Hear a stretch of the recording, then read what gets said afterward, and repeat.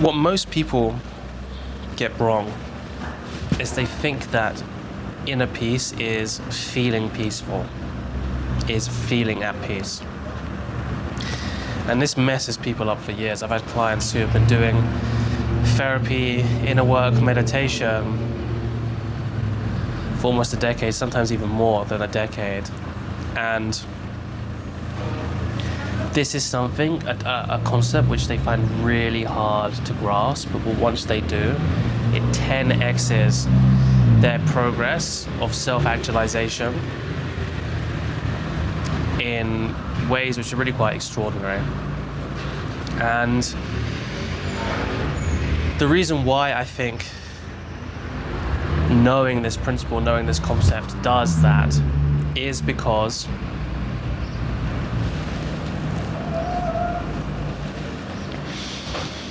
it takes off this golden projection, this golden halo of what the experience of arriving to wherever it is that you want to arrive to. It takes it completely off. And you can appreciate where you actually are right now in life. And when you can appreciate and celebrate where you are in life, it makes your progress paradoxically much, much faster. Whether that's developing an actual skill set, like say if you're doing a martial art, or you're starting a business, or you want to learn an instrument, as I used to play all those years ago. I didn't enjoy it though.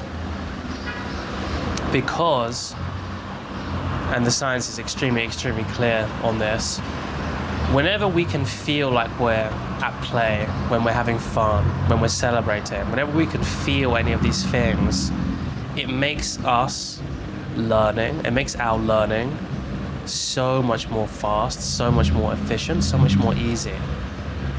And if we are denying ourselves celebration of how far that we've come in life, then that's essentially denying an extremely, extremely important aspect of play, of the completion cycle. It's the part of the completion cycle which allows us to process what it is that we have actually completed and have actually accomplished, right?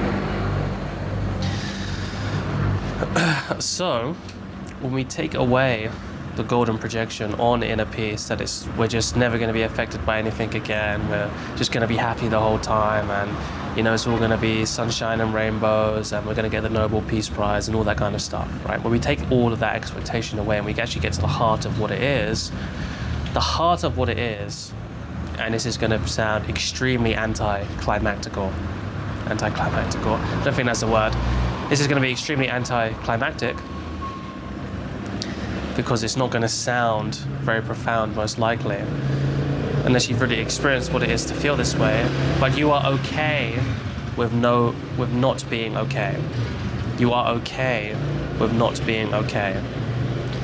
What that means is if you're stressed, if you're not feeling the best, if you haven't done your cold shower or done your 3-hour morning routine by the time you're finished this afternoon, if you haven't done all of that kind of stuff, you're still fine. You can still be productive, you can still do the things that you want to do, you can still feel good about yourself. You're no longer putting expectations or conditions on yourself because you're okay with not being okay. That is inner peace. And actually the word that describes it much better is equanimity, being in a state of being equanimous. You're not in I don't like it mind, you're not in I like it mind, and you're not in I neither dislike it nor like it mind. You are just experiencing whatever it is. With a direction, however, this is where the self-actualization comes in. If we are just doing it from a Buddhist perspective, or we're just doing it from a more spiritually inclined perspective, then that directionality is something which is lacking. Or it's not something that's lacking.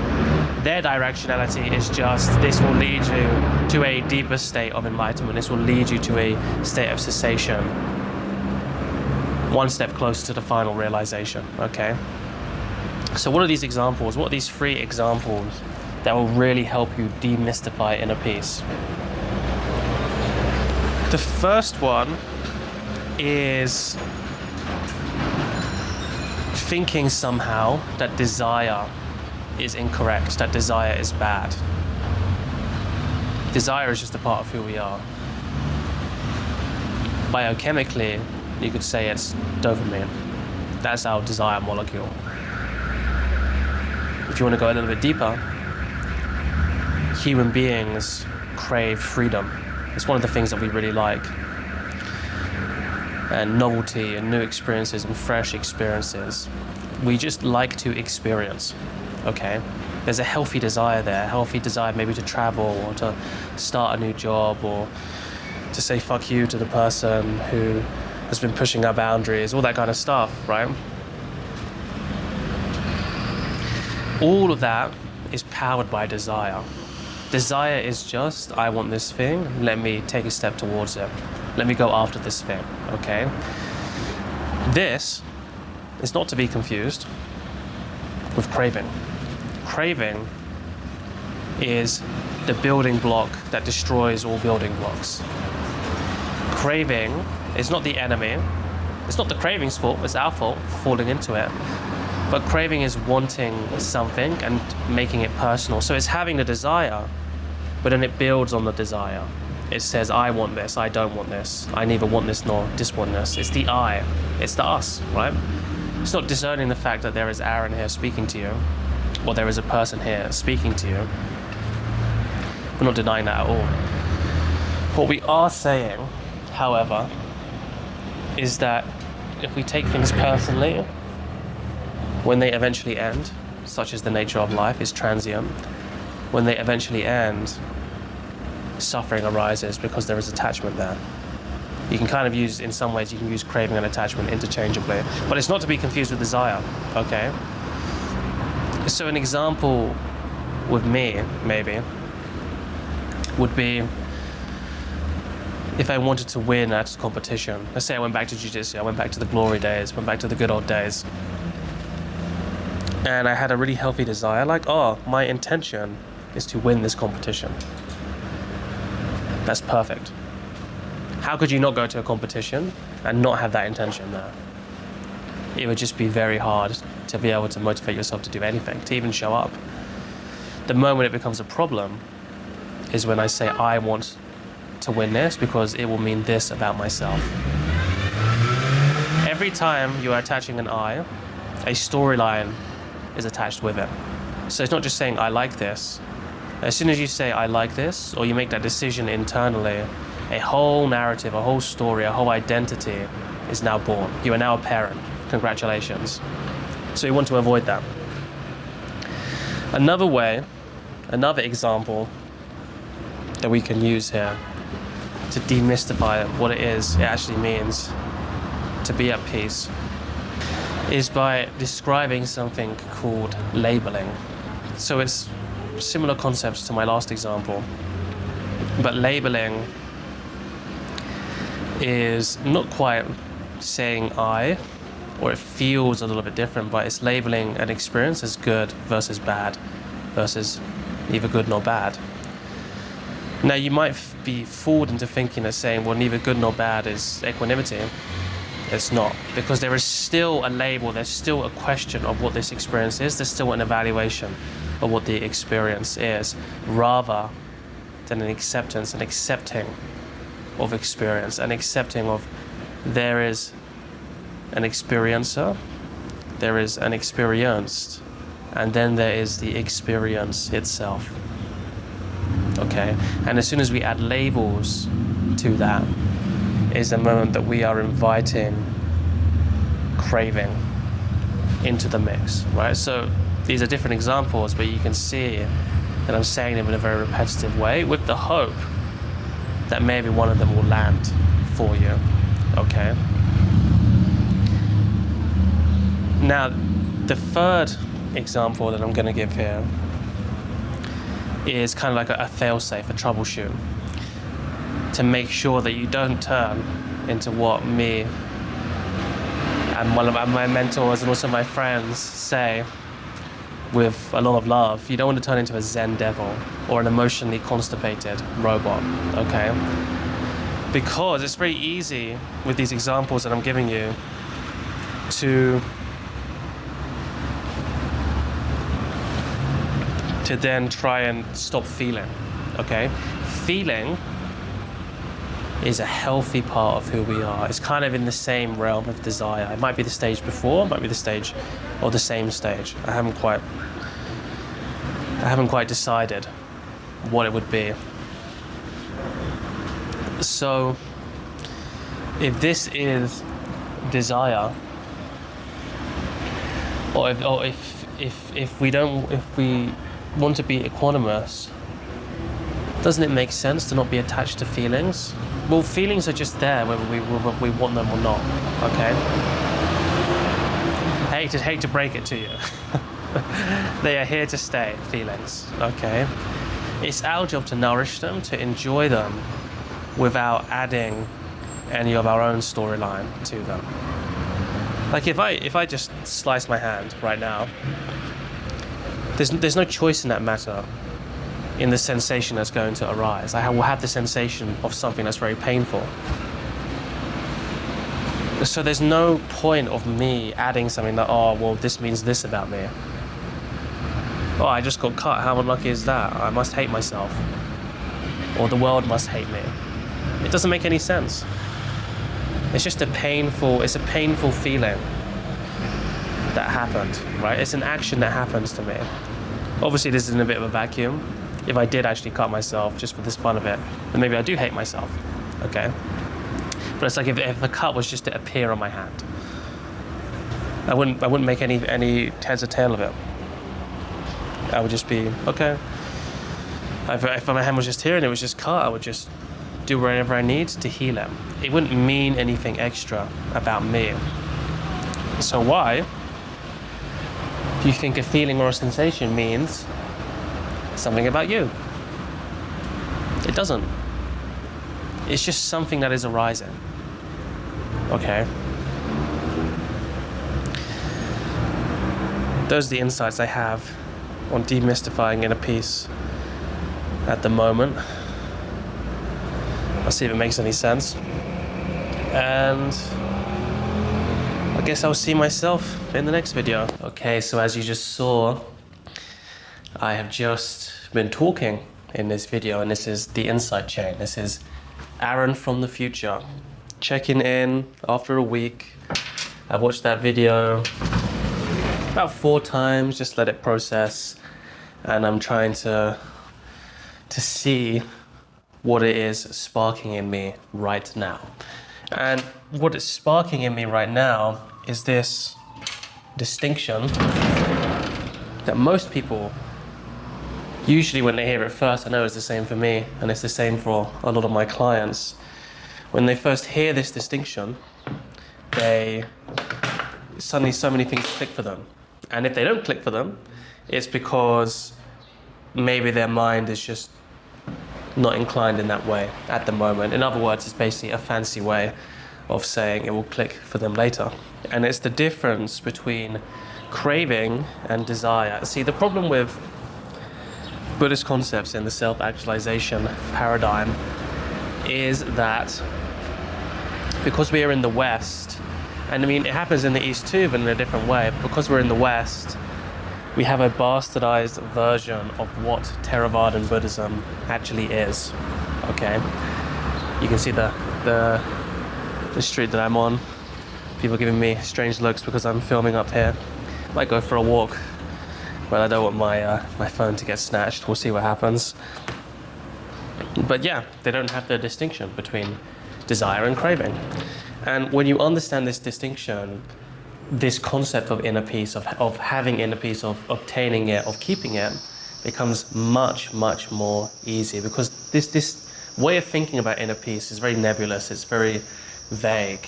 And when something is vague, when something is abstract, especially when it comes to this kind of work, with self-actualization, when we're talking about putting it into a system, into a holistic system, one that's flexible, one that we're not bound to, but still a system, a complex adaptive system.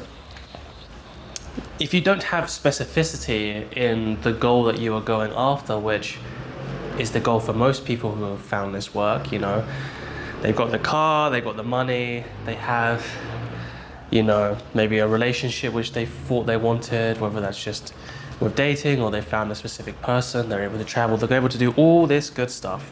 And still, hasn't worked for them, right?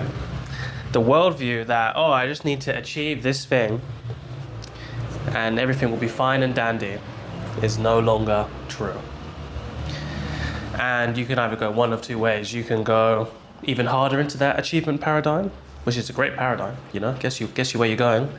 And when it's integrated is just like everything else, completely beautiful and completely whole. But it's not going to work. The more you do something, just by upping the volume, doesn't give you what you need. So the second option is people find this kind of work. But the problem is with this kind of work, because it is still kind of at the forefront, I'm not trying to say I'm more important than I am. Because it's at the forefront, there's not really like a whole community of people, like a whole country of people that have kind of activated a pluralist stage, a true pluralist stage, which is what we're talking about here. We get all of these ideas that are still very raw, still very untested. And Theravada Buddhism is one of them. This is the cleaning ladies behind me. And when we get tested like that, or rather, I just lost my train of thought. I know what I'm talking about. The cleaning lady distracted me. Yeah, when we get these concepts from Theravada Buddhism, they're bastardized. And the word desire is one of these things which really gets bastardized, unfortunately. And we believe that having desire is bad. Which, like I said in the first video, desire can be mapped to the dopamine molecule or whatever it's called, you know. As you can tell, I'm not exactly an advanced biologist, but I do know a little bit about how the human mind works when it comes to suffering. And when we have this misunderstanding and this way of viewing inner peace, which is so abstract, we can't actually put it into our own life, into something that is achievable. Inner peace becomes something which is unobtainable. It almost replaces God. We can never be God, or in Christianity, we can never be Jesus. In Buddhism, we can never be the Buddha, but we can do our best, right? Whereas what I'm here to say is that you can obtain it. It just looks differently to how it was sold to you. So inner peace is not the absence of feeling. It's not the absence of desire. It's not the absence of even wanting something, okay? It's not even you not identifying with yourself, for those who have gone further down the spiritual path, right? There is a Aaron here. It's a relative Aaron, but it's still Aaron, okay? And it will keep on coming up.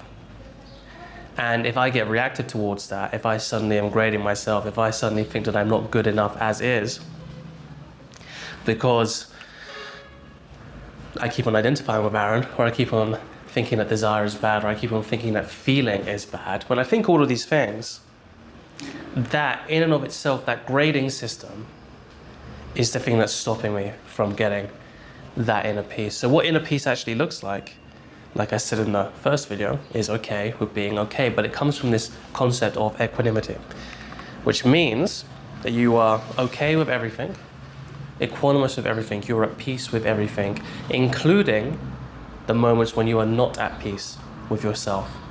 And this is the meta jump that we have to make, where we're no longer focused on the minutiae, right? We're no longer focused on the individual tree. What we're focused on is the forest. Okay, a few trees can be cut down, or they can be struck by lightning, or maybe the wood chippers have got in them, or whatever, you know, all that kind of stuff. But as long as the forest is in an upward trend, then it's fine. And even, let's say the climate changes, and the climate no longer is able to support a forest in the same way, then we're okay with that too, because it's something that's out of our control. Feelings are out of our control. Having desire is out of our control. So when you understand how craving is different to that, it puts everything into perspective. And I'll go deeper into it because it's a super important concept that really, on so many different levels, has to be felt, understood, and experienced. And I'll give you the best that I can right now. How you see if you are craving rather than you are having a healthy desire, it will show up differently in your mind and your body, okay? I view it all as mind. Mind and body is just mind. But how does it show up differently? It shows up differently because there is a tension associated with it. If we're just speaking somatically, If you have a desire, it's actually a very open feeling. It's a very open-ended kind of, that's cool, I want that, it's a move towards something. With craving comes that I want this, and what gets piggybacked into that a lot of the time is, I need this. I need this to be X, Y, and Z. I need this in order to feel this way about myself. I need this in order to have confidence, in order to do this, in order to show that I'm okay, right? So it's not even just the want, right? This is obviously speaking very broadly, and you kind of have to find what works for you. And I would still argue that want is still craving. But to make it more easy for somebody who's maybe just stumbling into this, what I would say is, if there's a real need for this to be you, okay, for this to be, you're the one who gets this thing, you're the one that gets the job promotion, because it has a personal effect on you, right? Rather than just having a healthy desire to see what something is, you know, that's the clue here. And the example that I'm going to give you is the same thing, right? Let's say I have a healthy desire to want to make X amount of money, and then there's someone who has the same desire but it's turned into craving. How does that look different? Well, the person with just a healthy desire, it's a bottom-up experience. It's not a top-down experience. What does that mean? What a bottom-up experience means is I have, through all of my different parts and aspects of myself, as well as my cognitive mind, everything, have all come to the collective democratic agreement that this thing is something that I want to do that would be beneficial for me. Okay? Even in how I'm saying that, because now we're talking about something which goes a little bit beyond the subtle realm, and language is a subtle thing. So there has to be a lot of different layers to how I'm explaining this to you, not just to be pedantic, but to describe this so it can hit different people in different ways. So even the way I said that is very light, it's very non-judgmental, there was not a lot of tension, there wasn't a lot of real push. There was just, this is a path, I want to go down this path. But especially if I'm saying it like that, if that path was to become blocked, or it didn't lead to the place that I wanted to, do you think a person that was saying it like that would be angry, get upset, cause suffering to himself? No. This person would be like, oh, okay, it's blocked. Might be a shame, I wanted to see what's down there. Or it's a shame because I thought there was this thing here, but ultimately, what can I do? That's equanimity. A craving would be this, I want to make this money and I need to make this money. And I need to make this money because it will show my mom that she should be proud of me, and my dad will say fuck you to him, and then all my friends will think what a baller, and you know, and more importantly, like if I make this amount of money, then I can finally say to myself that it's all worth it and I'm worth it, right? Now, obviously, I'm playing this dichotomy a little bit extra. In a more real sense, it would be, I want to make this money because it says something about me, it says something about X, it says something about Y. It means that this, right? With desire, there's none of that extra stuff. It's just, oh, okay, this thing's cool. You know, there's not even an explanation. Like, the cool thing is implied. You don't even think that, right? Now, what is the difference here? Like if we really get into it, what is the real difference here? The real difference here is one is taking it much, much more seriously. The second option, the one with craving. And seriousness is different to sincerity. Because sincerity is a bottom-up approach again, right? Whereas serious, nice. There's just a farmer that was blocking the road, which is funny. So seriousness is top-down, much like craving is top-down, right? So we explain what bottom-up is. Bottom-up is meeting the moment where it's at. It's meeting something where it's at. It's not adding anything extra, right? It's all of my parts and all of myself has come to this agreement. Should probably turn the light on in there. That this would be the best thing for me. So we're going to do that. It's a democratic thing. A top-down is much more like a Stalin type figure, or another authoritarian, right? Like Idi Amin or whatever you want to talk about. It's, no, I want to do this because I want to do this because it means something about me, right? This is where the stereotypical concept of the ego comes in, right? Well, I can see myself in the mirror there, or kind of in the mirror. It's just like a TV. This is where, you know, like this dictatorial feeling and this stereotypical thing of the ego comes in, because this is the ego, which people mean is coming in and dictating to the rest of you that I'm doing this because I need to do this. So it's a top-down approach. It's more authoritarian rather than a grassroots bottom-up. If you do something bottom-up, it's much more sustainable, it's much more integrated, it's much more enjoyable, healthy, and it's much more grounded. Whereas something that's top-down, you can achieve, trust me, you can achieve a lot of stuff with this, because most people are doing stuff top-down. Myself included, I still do things that are top-down all the time, you know? And I'm okay with that. That's equanimity, right? It's all good. It's not trying to become perfect.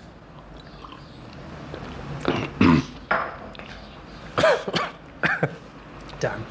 I knew that was going to happen as soon as I drank that water. I knew I was going to cough on camera. Excuse me. So we have this top-down versus bottom-up concept. We also have like the tension and the personal storyline that's attached to desire and craving. For this insight chain, or this part of the insight chain, I want to end with one more thing. And that's, you cannot treat this like maybe you have up until now with so many other achievement-driven things, okay? This is so important. I really should have mentioned it in the first video, but I'm prone to blind spots like everyone else. And sometimes things which I internalized a very long time ago, I feel are just natural, which obviously they're not, you know, because everyone has different learning styles. Everyone internalizes different things at different times, right? But if we treat this like another achievement, like this is like us getting the cup in basketball. One of the worst sports analogies I've ever used ever. I don't play basketball and I don't think they get cups. I think, what do they get? They get rings, right? Well, whatever they get, you can have all of this stuff. And that's great because it's like more of a horizontal skill development thing. It's not working with the concrete, subtle and meta-aware tiers. It's not working with the more self-awareness, or not self-awareness, self-actualization kind of stuff. There's an element of that, of course. It's almost like the path of the warrior, competitive sports, even if it's not violent, you know, because it's competition. That's what they were made to simulate war. We can play sports instead of play war, right? War is a game. It's the greatest game of all. I don't know where I heard that, but I heard it from some history person. I studied history in university, so I'm not just talking out my ass. Or maybe I am. But we can't treat getting these subtle, nuanced, meta-aware, holistic states or ways of being like inner peace. We can't treat it like we've been treating how we get good at everything else, you know? We can't treat it like we're just going down to the go-karting race on a Friday and trying to win it like that. It has to be done in a different way. And the different way is by realizing that this is a lifelong process that can go deeper and deeper and deeper, and we don't have to rush to get to the finish line. The rush is what creates all the craving a lot of the time. Whenever you're in a rush, like a real like rush, that means you're in craving. Now, being in craving, like let's say you might really need to be in a rush. You might really need to get somewhere to not miss your flight, or to get away from somebody that's dangerous, all of this kind of stuff. This stuff can really help you. But most of the time, which is again why that meta-aware, being okay when you're even in craving, you're equanimous. You have inner peace right there, boom, done, dusted, easy, job done. Bish bash bosh, as we say in England. So there's obviously a time and a place for it, but most of the time that craving, that rush, is just creating unnecessary suffering, you know? That's the other thing which I'll add as a little thing at the end here, which is just because just because, what was I going to say there? How embarrassing. I just lost my train of thought.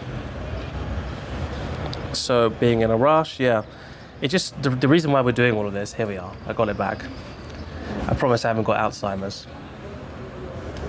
The reason why we're doing all of this is not because inner peace is just like some cool thing that we should be doing. It's because it just makes your life more easy and more effortless, right? You don't have to have inner peace if you want to. Please, by all means, try and make $1 billion by the time you're 30, and you know, if that's what you want to do, great, right? But if we're doing that under the illusion that it's going to make us happy, that it's going to bring us peace, enjoyment and fulfillment internally, then obviously it's not going to cut that. You know, it can as a consequence, but not as a direct result of doing that, which is why it's the point of this whole video, right? It's not to lecture, it's not to moralize, it's not to say that certain things aren't effective and that we should try and live a really puritanical life in the temple, wake up at 4 a.m. every morning to meditate. No, it's just, this is something which is useful for somebody in their life to understand so their life can be improved. And I think I've said everything I wanted to say there. A bit more of a rant, vlog style, in response to what I just said earlier in the video, in the first insight chain. Probably do one more of this. So, Aaron in the future, hello. And thank you for watching and listening. I hope this is helpful. I hope this is bringing up spontaneous insights. And this should be coming out around the time that I am bringing out a product which I was originally going to sell for free to €500. I'm making it free for you guys. So it's not just like a normal lead gen magnet, which is just literally just there to get leads, right? Well, that is some of the reason I'm doing it. It's an actual product that would be valued around €300 to €500. So I'm putting in the same amount of work I was already going to put in there, releasing it for free. The most practical guide to shadow work on the internet, okay, is the headline. And that should be coming out soon, so watch out for that. It gives you everything you need to know to get started, and even if you're experienced, I'm sure it will give you very new and valued insights, mainly in the model that it followed. When I learned this model first thing, or when I started to first integrate and work on this model and put all the things together, it just took all of my sessions, both on myself and my clients, to not even just the next level, but the next paradigm. And you're getting it all for free, so congratulations. And I will see you on the next video. I'm coming to you from a different place, as you can see. This is the view that I am waking up with every morning, so very fortunate. Hopefully you can see. The problem with being in Peru is that it's grey all of the time. It's just like England. It's like a South American version of England. But I was very happy with the information that I was giving you guys. And I thought I was going to leave it there, but there's one area which I'm going to talk about right now. And that is the importance of integrating the relative self into this framework of tranquility, inner peace, and really the concept that we were really focusing on, which was equanimity. Now, equanimity, in the sense that most people refer to it as, which is why I began the first two insight chains, let me see if this is, yep, that's still recording, is referred to in the absolute self, okay? So the absolute self is the self that watches everything. It's the self that watches personality. It's the self that's watching this personality of Aaron speak right now. And because I seem to just attract the people that think about these topics very deeply, which is why, as of right now, I have a very small audience, but also a very loyal audience. You guys seem to be watching quite a lot of my videos all the time. I figured I'd go into this distinction and this topic because I think that you guys are ready for it and it'll be really useful for you. So, when we talk about the absolute self, we're talking about the three characteristics, we're talking about dependent origination, we're talking about how suffering arises for us, okay, in the mechanisms of our mind which allow suffering to arise. That's what we're talking about here. And also the conditions, the causes and conditions that allow for that. But what this approach doesn't take into account is the relative self, is the personality of Aaron. The experiencer of Aaron, or the mind of Aaron, is still here.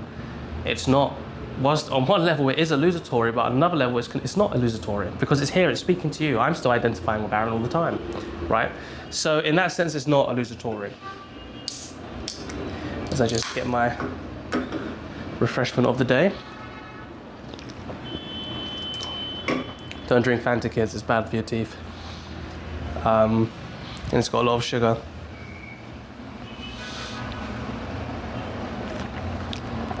Damn, the worst content of all time.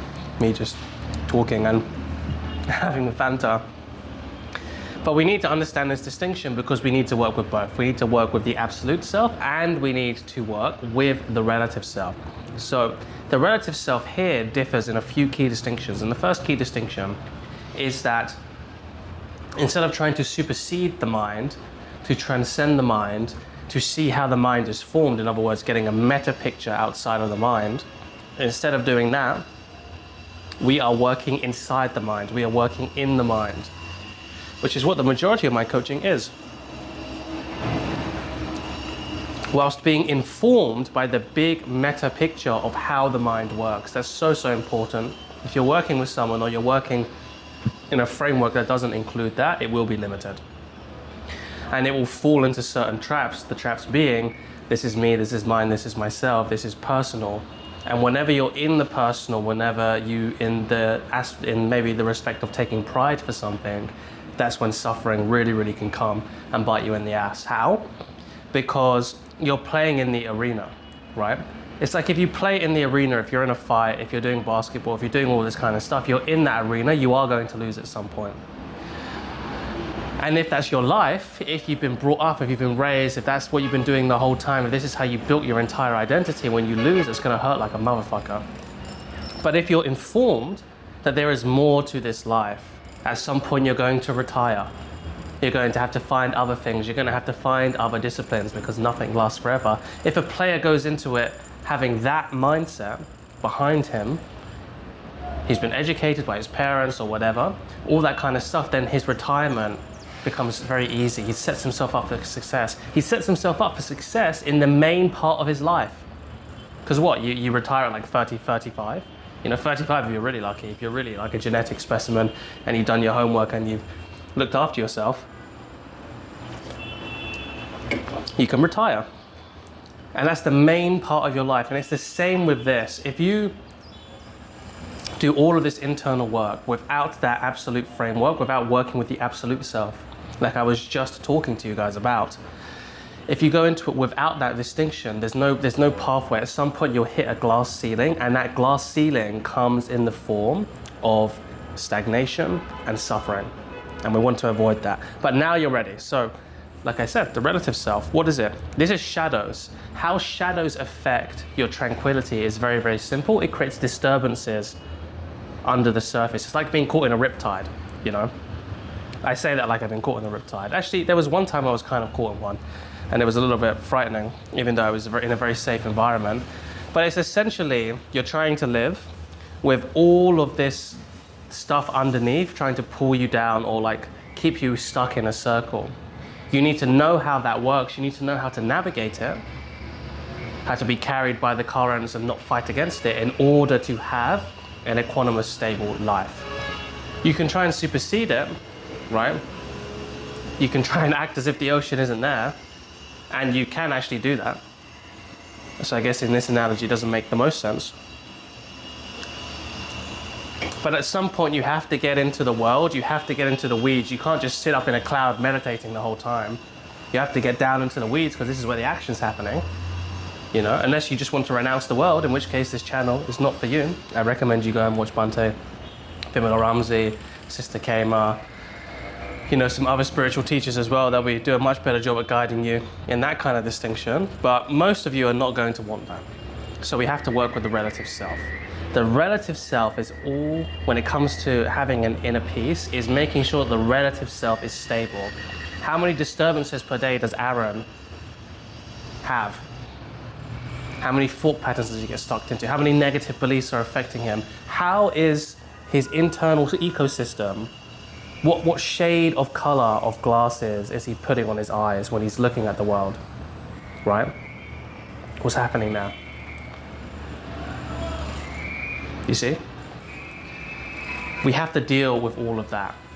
And the way that you deal with that is by looking at shadows, introjections, projections, split ego states. These are the three, this is like the three characteristics of shadow that we have to learn about, you know? They're so, so important to learn about, because if you heal a shadow the wrong way, that will create problems for you right then and there. But also, if I can just, definitely don't drop the camera, Aaron. That would be an L of a video. There you go. Whew. Yeah, you don't want to heal it in the wrong way, because if you heal it in the wrong way, then first of all, it doesn't get healed, and second of all, it can actually get worse, right? And I am bringing out, guys, the reason why I'm making this video is because I'm bringing out a product for free. I was going to charge €300 to €500 for it, which is the most practical guide to shadow work on the internet. That's a promise, and it's something which I intend to keep, and I'm giving it away for free, not just because, you know, I think it'll be helpful for you guys, because it would be very helpful for you guys. It's also a way in order to demonstrate that I know what I'm talking about, so it's good for growing the business as well.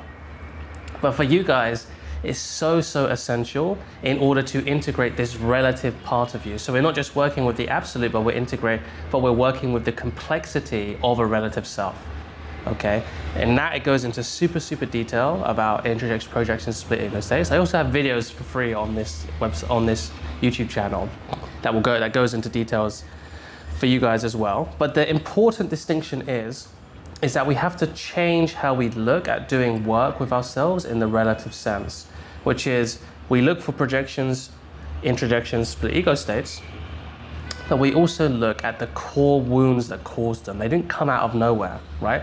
We are not born, despite what maybe some of your guys' limiting beliefs may be, and especially with me, you know, same with me, we were not born cursed. We were not born with a negative belief inside of us. You know, they had to have been learned at some point. When you look at a baby, when they're first born, there's no conception of a belief to begin with.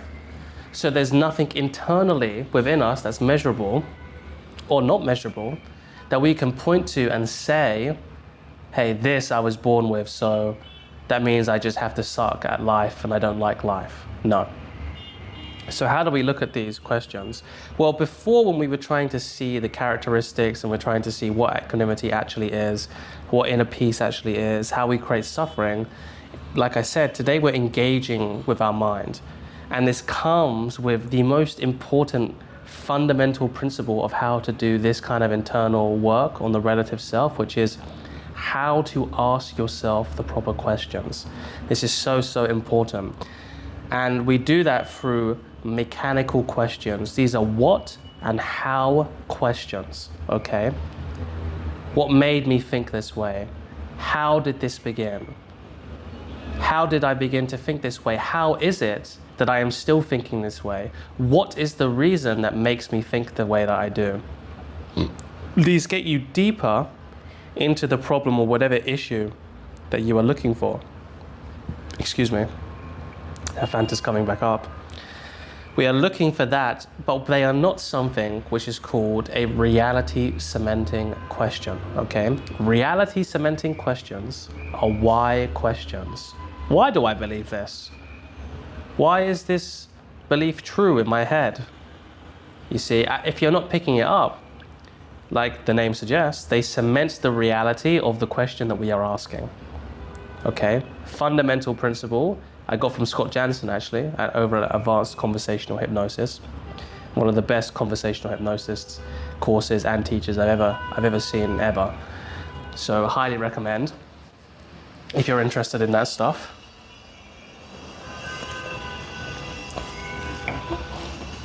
But if we understand how to ask ourselves questions, then we can get the answers that we are looking for, okay? And those answers, which is what I've combined from the introjections, projections, split ego state, diaspora, or context, which I got from Kim Barter originally, we confuse those together. Which is, before with Scott Jansen, we're just asking whatever makes us curious. In this, what we're doing is we are asking it with the intention to find the core wound of where this is coming from.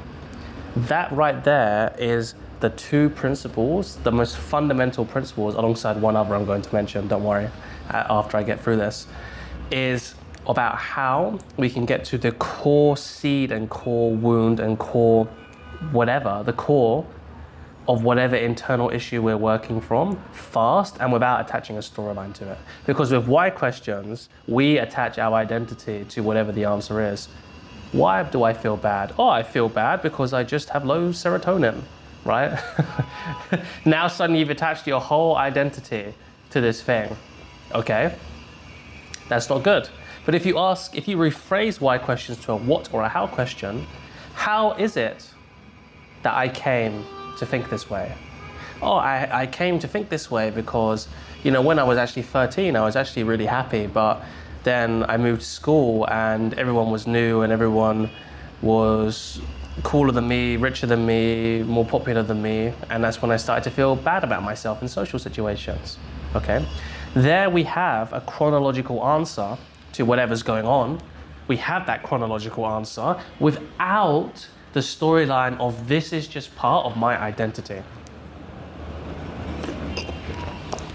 Whatever kind of internal work you are doing, obviously I highly recommend everything on this channel, of course, as well as the product that's coming out for free for you guys. But even if you're doing other things, this type of questioning, this type of getting deeper into your identity without getting lost into it is one of the most important things by far. Because a lot of the time with clients, even who are pretty advanced, most of my clients, to be honest, have been on a few hero's journeys, a few quests of their own before finding me. My stuff is clearly not for the masses.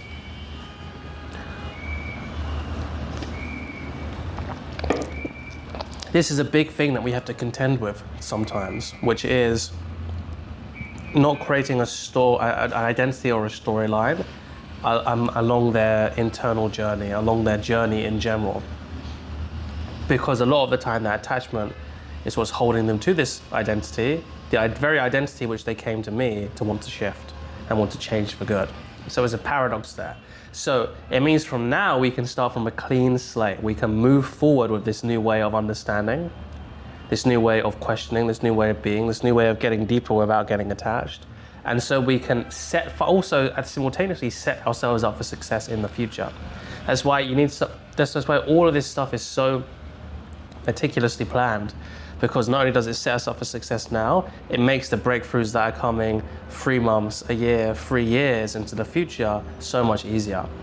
And like I said, there was a third part of this which also needs to be done when working with the relative self, which is we need to be able to cultivate and develop unconditional love for ourselves, which is unconditional. Doesn't matter how many times we've self-sabotaged or done this or done that.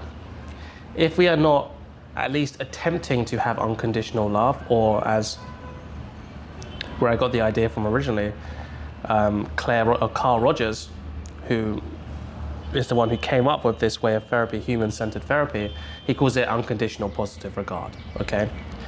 If we're not at least attempting that, with a genuine attempt, then listen, if we can't do it, fair enough, but we are genuinely attempting it and we're doing it continuously, that makes it so much easier for us to do this healing on the relative self. I'm not just saying it for fun. I'm not just saying it for fun and games, okay?